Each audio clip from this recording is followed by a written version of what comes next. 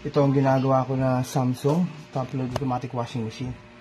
So, ang problem niya, hindi siya nagwa-wash dahil hindi siya nagkakarga ng water galing sa gripo. So, okay naman yung gripo niya. So, ito, nakita ko yung problem. Siya yung kanyang water valve. So, ito yung kanyang solenoid open na. So, sa tester,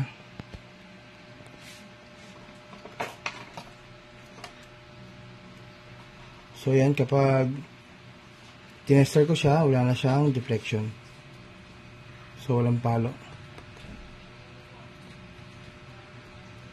So, ito yung aking pamalit na water valve. So, yan, may palo siya.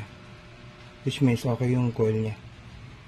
So, kaya papalitan ko yung kanyang solenoid para mamaya okay na. Gagahan niya ulit itong washing machine.